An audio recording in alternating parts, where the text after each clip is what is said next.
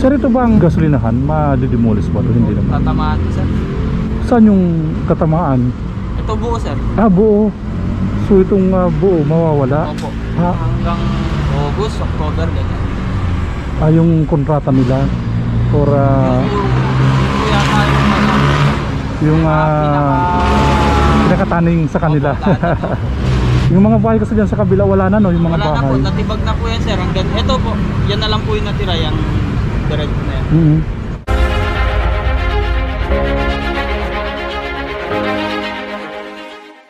Isang mapagpalang araw po sa ating lahat. Muli po tayo nagbabalik para ihatid naman sa inyo yung pinaka-latest update. So halos mag-isang taon na po na wala tayong update. Kaya naman po sa pagkakataong ito ay ihatid ko muli yung panibagong update.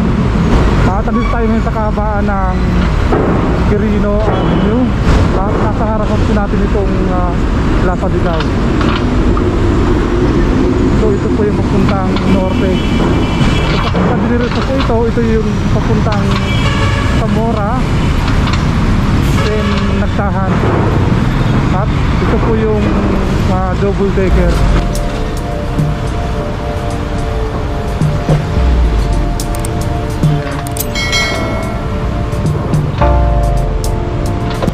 At kita nyo po ito yung busy na kalsada sa araw-araw.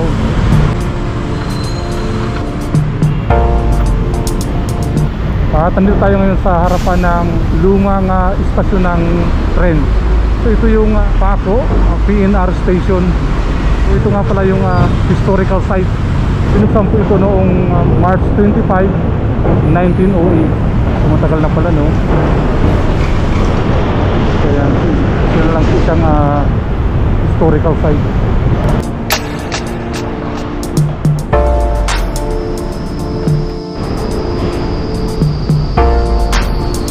Okay, at nasa ilalim nga pala tayo ngayon ng double decker dito po sa kahabaan ng Quirino Avenue.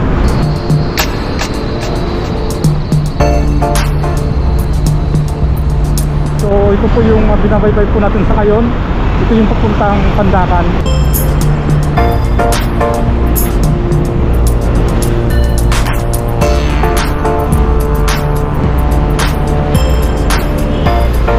Ito po yung mga sakyan ng galing po ng south.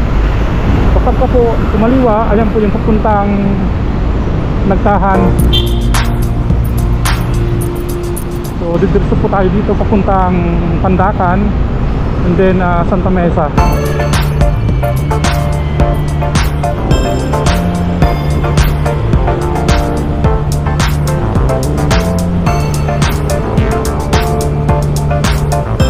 Ayan po yung double decker. So dito po magkukonekta yung NLEX SLEX connector road.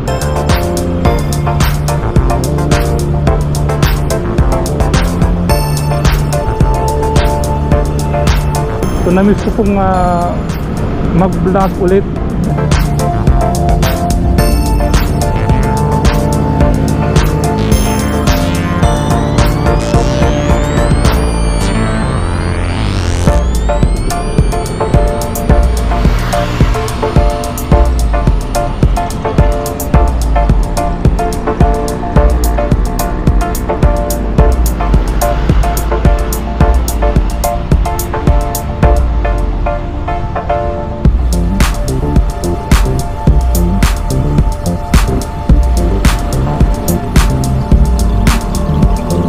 Sa gawing kaliwa po natin, nandiyan po yung dating release ng tren.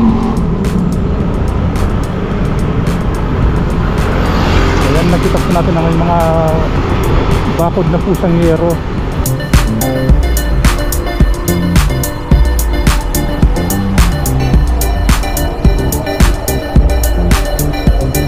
Ayan yung double decker po. Balik po, nasa ilalim po tayo ngayon.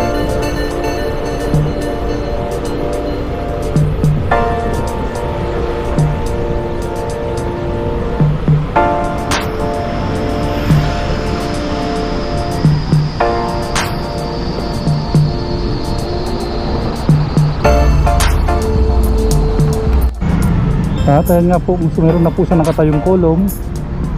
So lalagyan lang po siya ng mga pier head. At dito nga po magkukonekta yung NLEX SLEX connector road.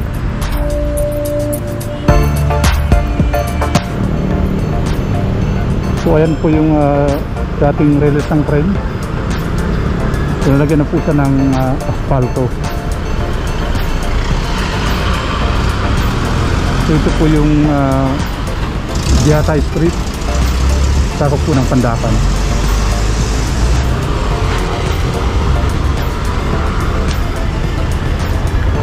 Okay, so didiretso po tayo dito.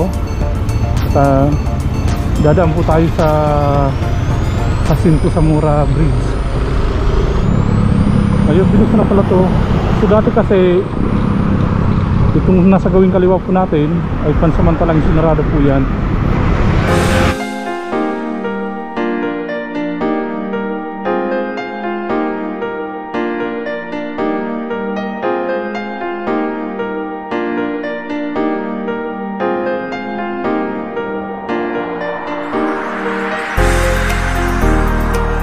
Ayan, so umikot lang po tayo para mapuntahan po natin itong gasolinahan.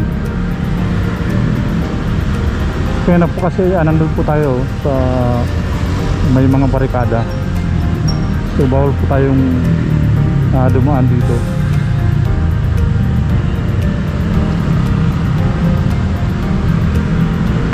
So dito natin sa unahan.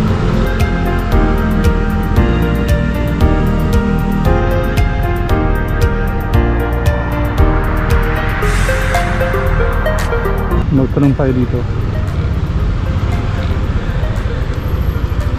Sir, pwede magtanong, may daanan ba dyan papuntang One way yan, sir. one way lang, no? Pero may mga motor doon na parang may daanan papuntang Jacinto Bridge. Saan po ang punta niyo, sir? Doon kasi may nasa lubong ko kaninang may mga nakamotor, di ba yung tulay? May mga nakadaan doon na motor. Pero sarado Kasi to, no? pag sinalubong niyo yan, sir, mahuli naman Oo kayo. nga eh. Araw-araw sila may operation dyan, sir. One way nga talaga. Sir, ito bang gasolinahan? Madidemolis ba? Hindi naman. Tatamaan to, sir. Saan yung katamaan? Ito buo, sir. Buo. So itong buo mawawala. Opo. So alisin pala to. Aalisin to, sir. Parang ang ano nito, sir, parang hanggang August, October, ganyan. Yung kontrata nila for Kaya tayo ano, yung pinakataning sa kanila. Grabe, no?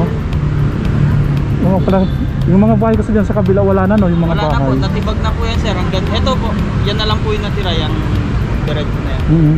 So ito yung bakod ng gasolinahan. Opo. Ang pagitan na lang yung nakaharang. Sa kabila kasi halos demolish na, no? Opo. Bali, itong gasolinahan na lang po yung ano, sir. Pagka naumpisahan na nilang ayusin yung dyan, yung nakabakod dyan. So willing naman talaga kayo Opo, magano sunod na. na po dyan dito. Sunod na tong tanggalin. So unahin muna dun sa unahan. Opo. Parang ang mangyayari po ata na plano nila dito, sir, pag ganun yan eh. Oo. So bali, Tapos dito po kasi yung on-ramp ata Opo, mangyari. mag-ramp Oo, po ng on-ramp. express ka ng sky. Yung oo. Tapos dito po exit. Parang ganun. Okay.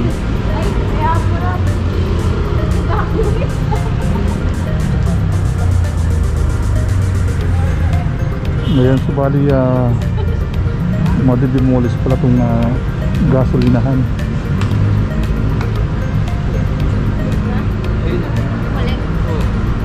By October pa naman, ano? By October pa naman madidemolis siya. Opo. October yung pinakatanin sa kanya, no? Uwi na ako.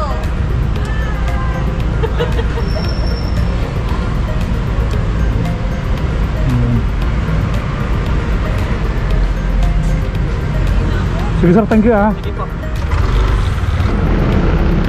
Okay, at ayun nga po sa napag-alaman natin na by October ngayong taon ay madidemolis na po itong gasolinahan.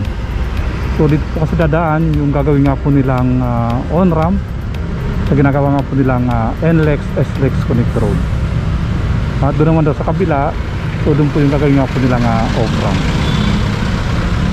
Makita nga po natin yung mga nailatag na mga po nilang girder para nga po sa ginawa po nilang double decker.